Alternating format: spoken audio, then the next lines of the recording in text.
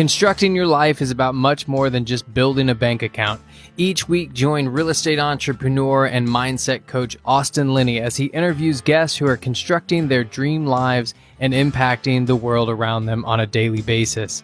If you're an entrepreneur or wanting to start a business, or you just want to hear motivating stories of how others have overcome the odds, you are in the right place. And now for your host, Austin Linney.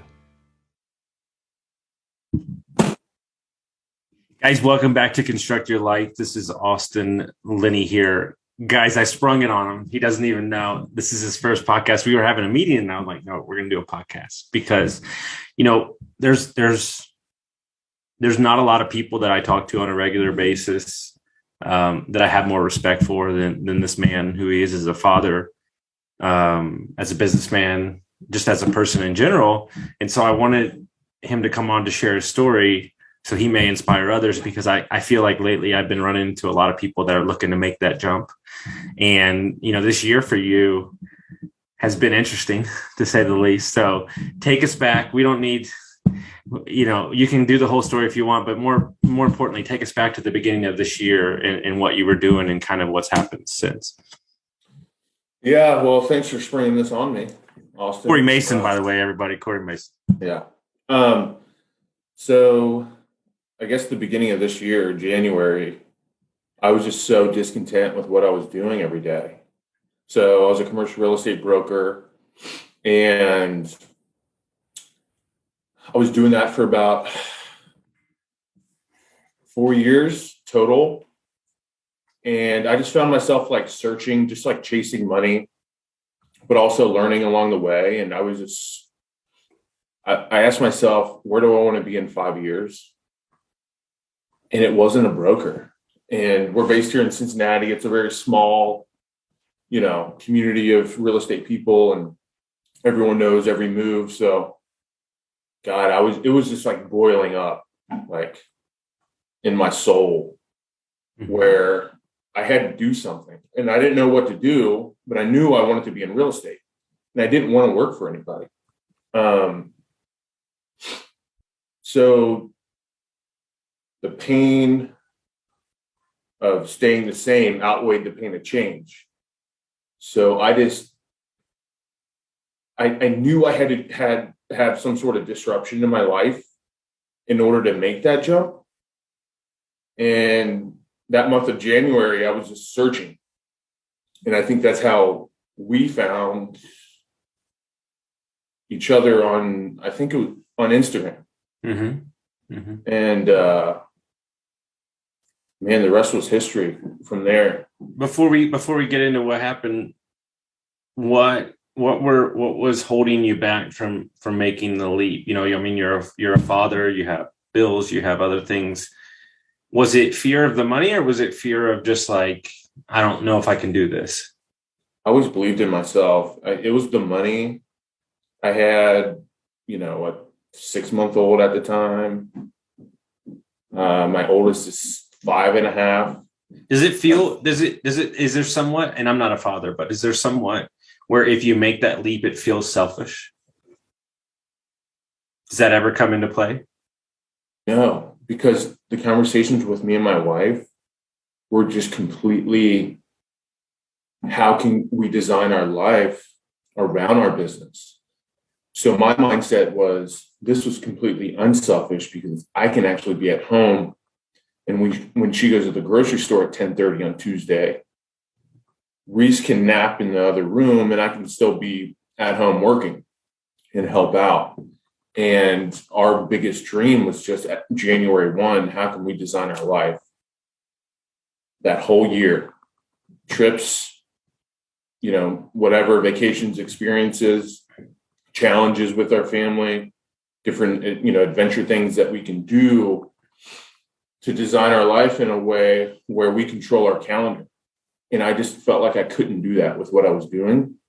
So it, you know, those conversations you have with your wife or significant other at night, or, you know, on the weekends when you're drinking coffee and you're like, man, what kind of life do we want to live, really? You know? And you start peeling back the layer And then something inside of you just starts to build. And then you got to jump at some point to see what God has out there for you and have the faith and belief in yourself. And at the beginning, money is going to be the biggest thing that you're scared of. But I ask myself, what's the worst thing that can happen? I live in a van down by the river with my family. At least I have my family, because I know in my heart I'm a grinder and I can hustle and I can make things happen. But that belief in yourself from the beginning, when you have no deals, is tough. Yeah. But there's going to be no right time to do it. Right. I mean, still away a little bit of money, but I only had like 3 months. And, some people might say that's like, irresponsible, but I'm like, I can always get a job if I wanted to and, build that back up. But how bad do you want it? Like, do you want it really? Or do you kind of want it? Mm-hmm. And those were some of the questions that I asked myself. And I knew I had to become a different person.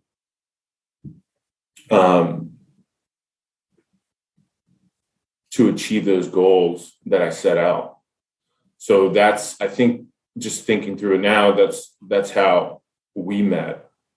It's like, okay, what mindset, beliefs, values do I have to adopt to be that person that can provides, flexibility at home, seeks out the best opportunity to provide for my family in a way where we can just live our life the way we want. And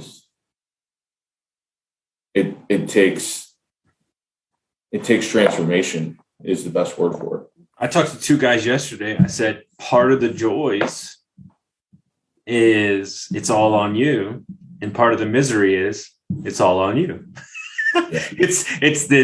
It's dichotomy of, you get what you want, which is your time and your freedom and your choices. But also you don't get to blame the boss anymore. You don't get to blame the environment. And so when I tell everybody is there's 2 things in this universe that always find a place: time and money.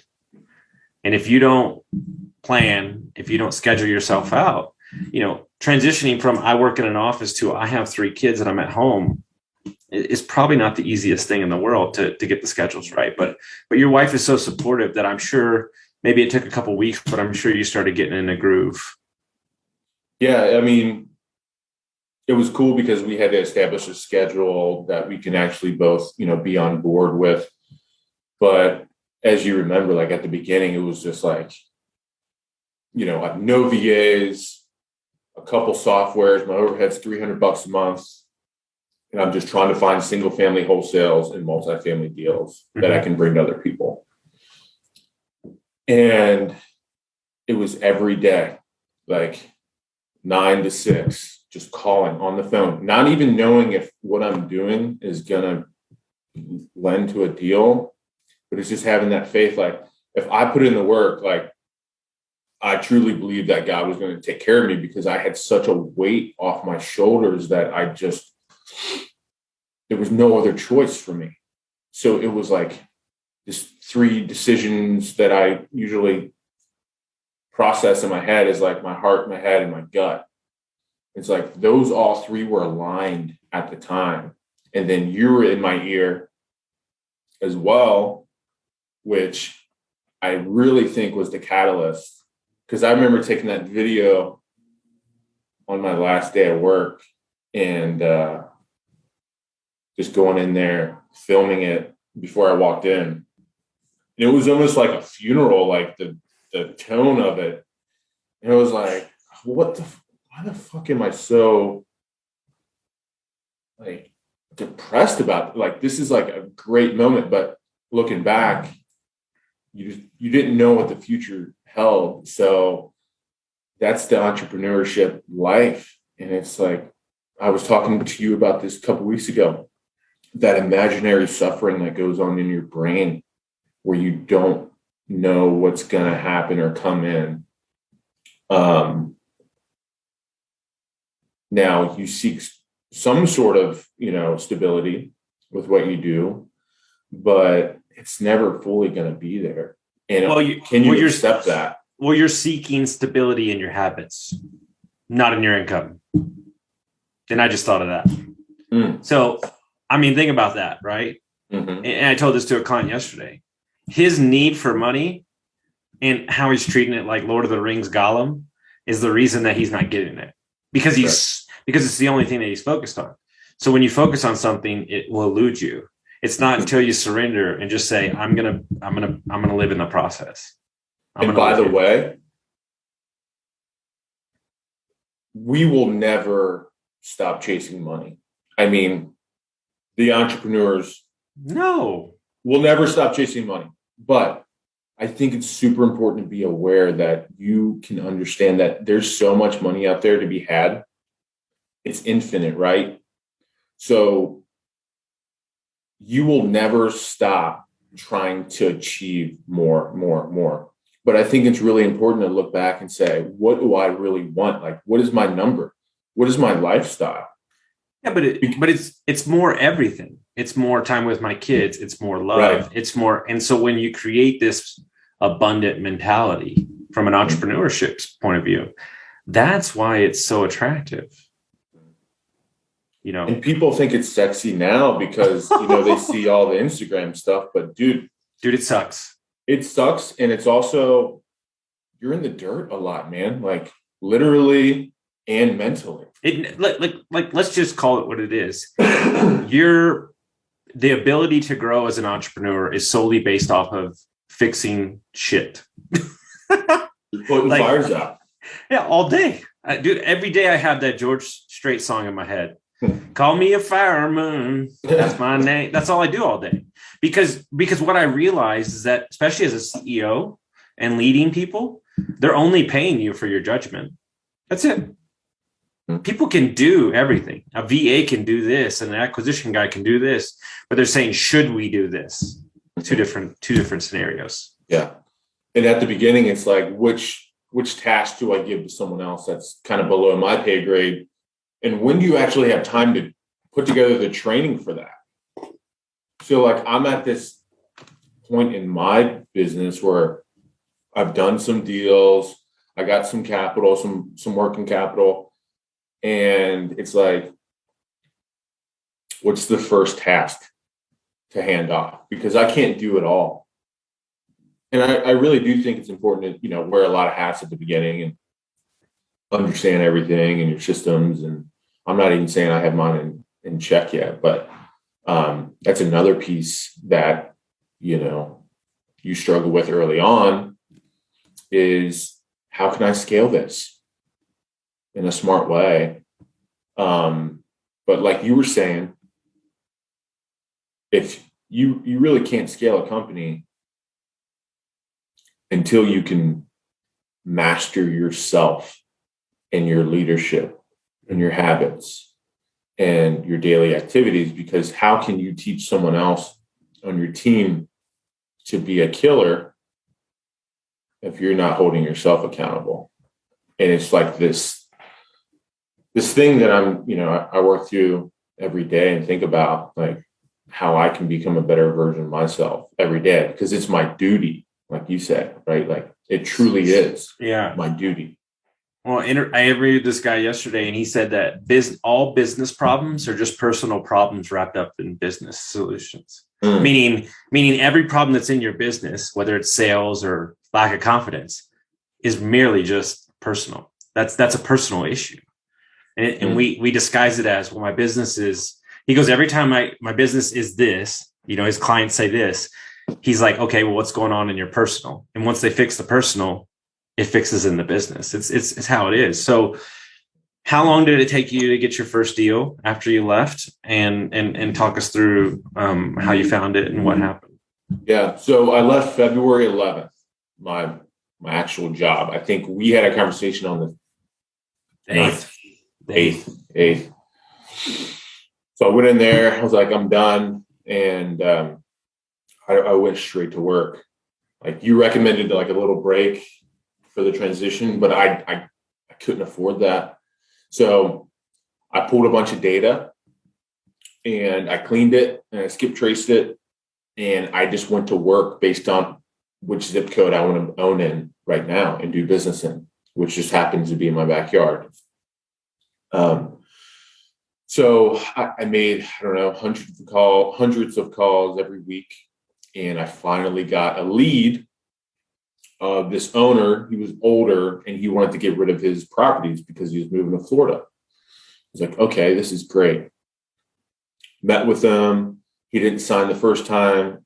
Met with him again, didn't sign. And then I realized that rapport is so important and you can't just think about the checks that are going to come. So I began to kind of dive in his story and his son, you know, what he wants to do with the money. And it kind of solidified our relationship. So I bought his deal, his duplex for 95, and I wholesaled it for 115. And then I bought his other single family for 40. And I think I wholesaled it, or I double closed on it for 80 or 90. Mm-hmm. So like within the first 36 days, I think I closed like 60, 65. So and it was like, so what did that? Yeah, it was just insane. Like I remember talking to you and it was like this barrier just broke. And it's like, I can do this. I put in the work. Like this works, right? No. Not only this works. I work. I saw something. I made a plan. It happened. It didn't matter if that first wholesale was $1 million. That confidence from that, done. The floodgates were off. And then I was like, all right, what else can I get? And I picked up, I don't know, X amount of units this year that I didn't think I could ever do. My goal this year was 50. And I know it's a lot, just like from ground zero, but we're getting there. And I'm excited about it. And I'm figuring out a lot of things like, who to bring these deals to, who I like to partner with, who's a good operator. And this is funny. Every relationship I've ever had that has been fruitful has been through a cold call or a cold message.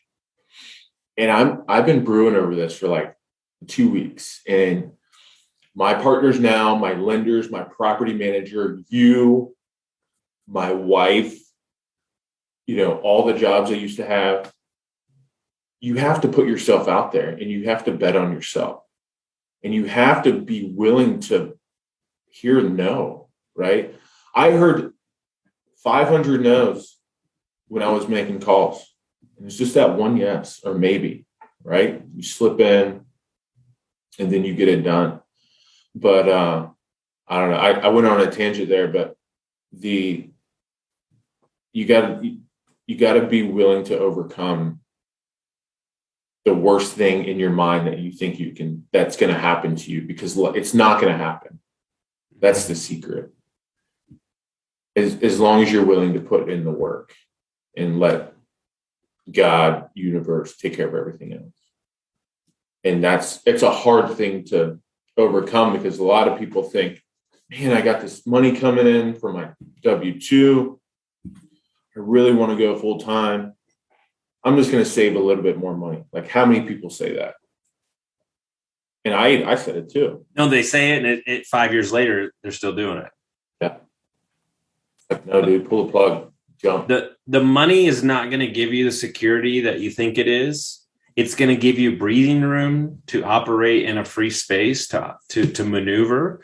But what I think was so important for you in your situation is that two things. One, your wife was completely on board.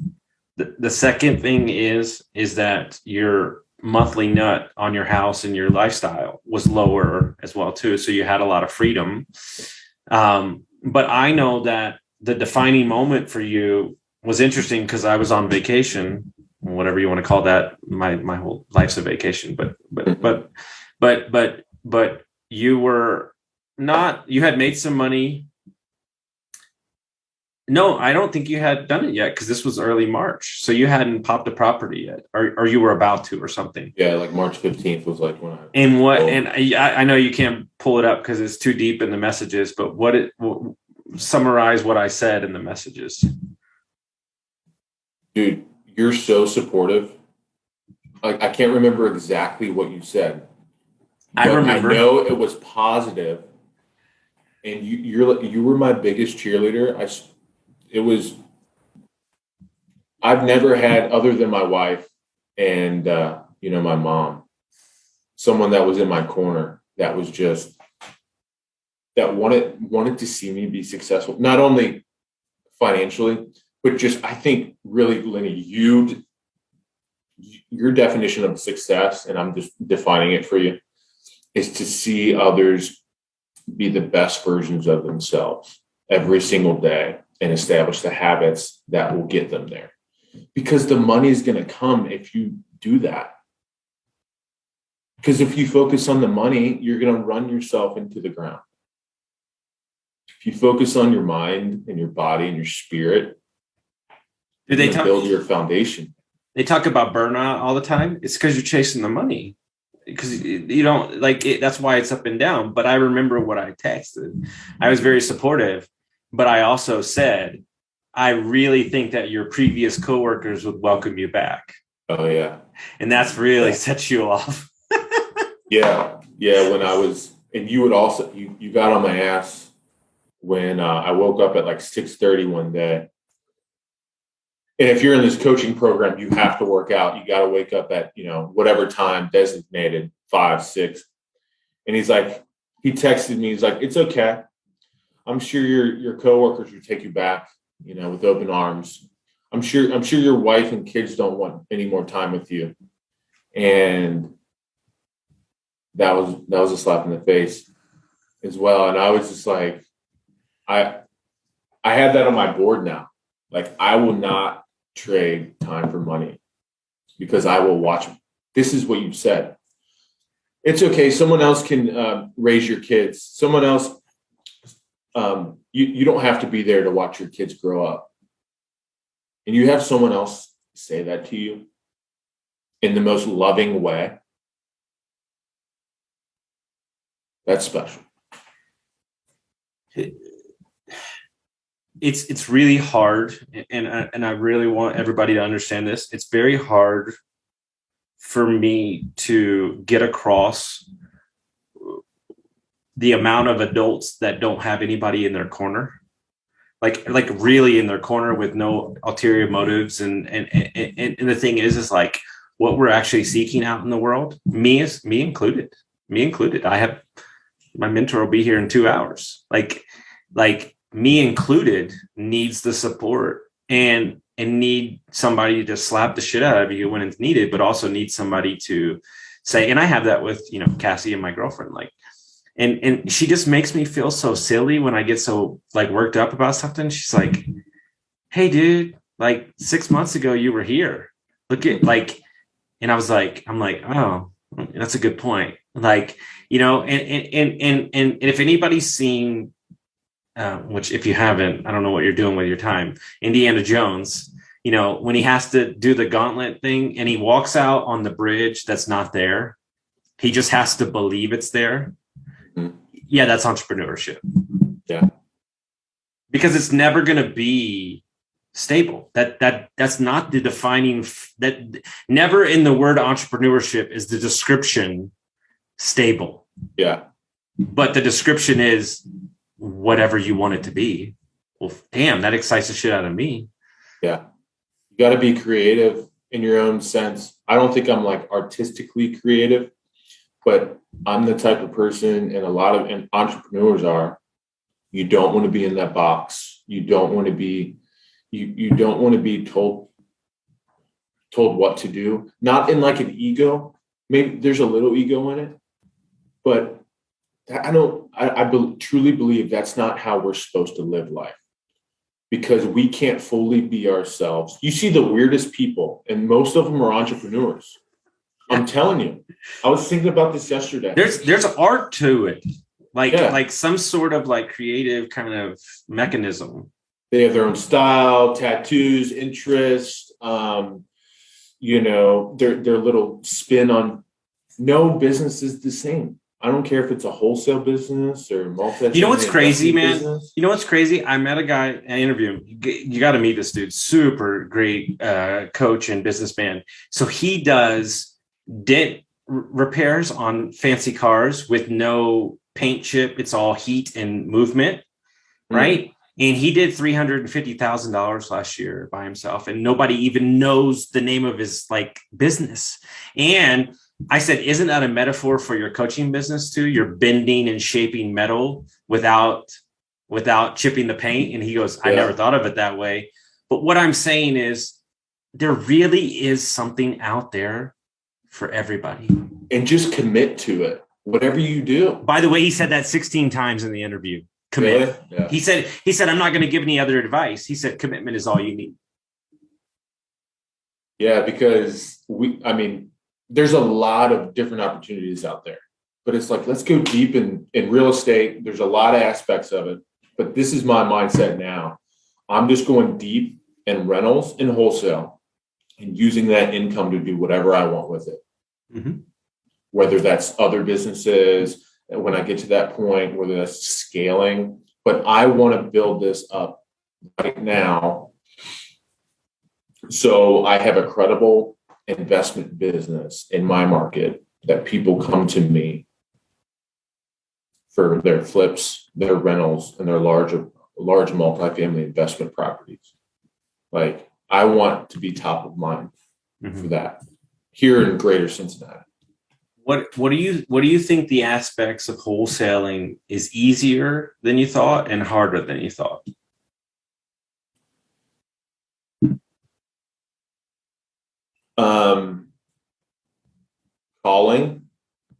Cold calling. Mm-hmm. It's easier than I thought it would be. I used to make hundreds of calls every week as a multifamily broker, calling these owners that are more sophisticated. And I'm not saying, single family owners are not, but it's not as scary because there's so many opportunities out there where I know that next no is getting me closer to the next yes. So cold calling, it's scary for some people, but you just got to get on the horn and just make those calls. It's all repetition. It's all a numbers game with that. I hate selling deals. When I get them under contract, it stresses me out. I love the acquisitions part. And unless I'm selling to a hedge fund, which is super easy to sell to, it is so hard for me to establish those relationships right now because I'm a one-man band.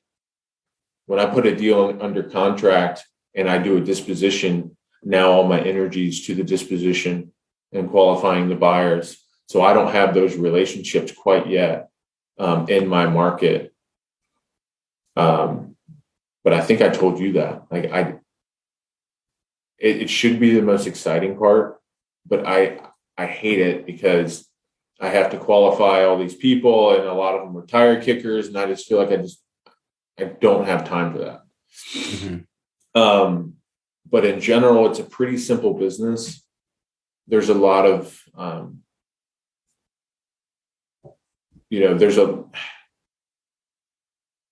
it's pretty unregulated as well, which is good and bad for some people. But you can easily go down this road where you're trying to take advantage of people, putting deals under contract just to renegotiate, or not really having a buyer. I mean, really, you should put deals under contract that you can buy. Mm-hmm. That's legally what you should do. So it's getting over that. I really had a hard time man, do I really want to continue to do this? Because I just felt like there was a lot of I don't know, internal conviction with what I was doing at times, until I had the mindset of, I'm going to just try to solve their problem, whatever problem they have. How can I solve it? And how can I be that hero to help them get to where they want to go? And that really helped me, you know, have a better mindset about wholesaling. But at the beginning, it was all about money. Like, just to be honest, just to keep afloat, because that's all I thought about. Mm-hmm. And then once I had that breathing room, it really, I'm trying to figure out how I can build a really substantial business with good people that do the right things always. So that's, I mean, I'm in the thick of that right now. And I think what's important to me is you and I talk business from time to time for sure. But I think what's the most impressive thing to me about you and your wife is that there's certain people in my life that I want to model after when I'm a father, and the respect that I have for you and your wife and who you are as a mom and dad, it's really at the highest level. And I've never actually even spoken to your wife, but we've texted a bunch. And she scares the shit out of me. I'm not going to lie to you. Like, your wife, I think if she went into boxing like a couple of weeks from now, I'd be like, yeah, she's going to win. Like, and so what is it like to have a spouse who's, I just feel like the communication's there, but also on board with the ride, Yeah. I think it's super important as a father to cast some sort of vision for your family and have a set of values and beliefs that everyone can get behind. So we have these things in our family that we talk about, whether that's just saying, hey, the Masons are different, and not in an ego way. We just do things differently. We don't live like everyone else lives. We stand up to bullies. We do the right things. Like, my daughter last week was like, Dad, my heart is filled with gold and I just want to give it to people. And I'm like, that is what the Masons do, right? And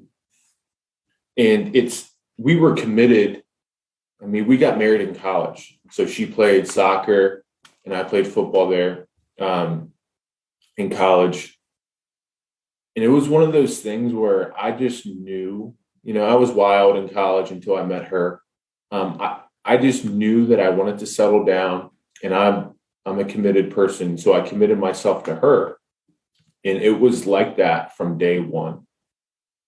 And we always had this thing in our hearts that we wanted to build a family together and live life differently. And I give her the freedom. She's a stay-at-home mom. I give her the freedom I don't give her the freedom, but I want her to be home too, because we have more influence over our kids. We have more time with our kids. And we just have that on our heart, that more is caught than taught. And whoever your kids spend the most time around, that's who's going to influence them. So how can we cast a vision for our family where their wants, needs, and desires are taken care of so they don't look for it elsewhere? And how can mom and dad view the kids as an asset and not a liability? Because, society nowadays looks at kids as a burden. Well, those kids didn't choose to be here. We wanted them to be here. So what can I water in their souls? What gifts do they have? Talents, skills? what do I see in them right now at the age of 6, 5, and 1 year that I can cultivate and create an environment for them to thrive? I ask myself that question. And the answer is dad has to be home first in our situation. As soon as dad can have his own business and be home, that gives us the freedom to do what we want to do and also tailor our schedule to benefit our family. So it's constant auditing our thoughts and what we're doing. We just put them in school. We were doing homeschool, but it's just 3 hours a day. So there's a lot of things that we're still figuring out, but it starts with a vision, beliefs, and then some training tools at the dinner table, one-on-ones with each kid, Wednesday nights or Thursday nights, date nights. Prioritize your family like you do this business whiteboard. Like you can literally whiteboard it. There's a reason why the Rockefellers are so wealthy and they all carry the same values, because they have family meetings and they discuss these type of things and they make decisions that impact the next generation and not just you and the car you have in your driveway. And that long-term mindset, typically, it takes a lot longer to get there, but it's typically more purposeful in your heart as a husband to know that what I'm teaching my kids is actually teaching my grandkids, right? So we're super passionate about family and that dynamic, and it's something that's always on our hearts and minds. Mm-hmm. How can we create that environment, and how can we influence their hearts so they can be the best versions of themselves? Love it. Mm-hmm. Love it. So I'm going to ask you one last question. What advice would you give to Corey, December Corey, of this previous year? Yeah. Worrying is not going to get you where you want to go. That imaginary suffering that you have in your brain right now is not real. Focus on the present work. Do the work to get there, and everything else will fall into place. I love it. I mean, it's simple, but it's been in my heart the past week or so, that advice. Because when you ask me, hey, what advice would you give to your kid right now if they were going through this? Just keep going. Just keep going. Couldn't agree more. The only way that you give up is if you stop. It's 1,000%. I mean, like, I really feel like the difference between me now and me in the past is that I do things, or I get it done even when I'm not at my best. I really think that's the separation between who I was and who I am now. So hard. That is like the hardest thing. It's like not negotiating with your feelings. Mm-hmm. Mm-hmm. Like how that is a separator. That is such a big separator. And I struggle with it daily. Whether that's waking up, working out, whatever, read my books. It's easy to, let things slide a little bit and say, all right, I'll read 20 pages tomorrow instead of 10 today. I'll make up for it.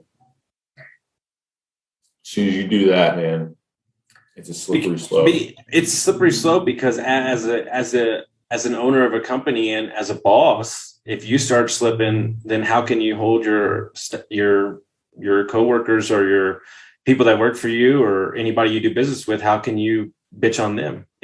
I think everybody else's standards of everybody else are pretty high, but I want you to turn the mirror on you. Like how can you hold judgment over other people if you're not doing what you should be doing? Yeah. That's a big problem. Self-awareness is not talked about, really. Mm-hmm. Because, I mean, nobody's ever perfect. But if you get up the next day and you say, I'm going to be better than I was yesterday, that's all you need. If you do that over and over again, because I'm telling you right now, when you're living the process, this happens really quickly. I mean, you haven't even been wholesale in a year. Like, can you imagine what this looks like in 6 or 7 years? It's going to be ridiculous. Yeah. And by then, I'm going to have larger multifamily apartment buildings, which is going to be great. And you don't know. You don't know what you don't know, but I do know that I'm going to put in the work to get, what I want out of life. And I don't even want to pretend that I know what the future holds anymore, because it gives me worry and anxiety. And I can have the goals, like you say, shelf them, put them on the burner, show up and do the work. I mean, if you want to get it, if that's what you really want, like in your heart of hearts, what do you want? And what price are you willing to pay to get it? That's it. I love it. So if people want to follow along, even though you don't post that much, how would they do that? How would they reach out to you? I have an Instagram. I don't post that much, but it's Corey M, Corey M as in Michael Mason. I think that's my handle. Just shoot me a DM, man. Perfect. I'd love to talk to anybody. I love it. Guys, if you got some value from this episode, send it out to your friends, share it with somebody that could get some value from this, and we'll see you next time.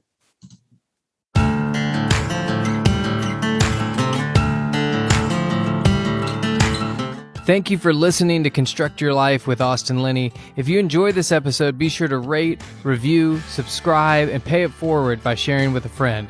Most importantly, take this opportunity to start constructing your life by taking immediate action on what you learned.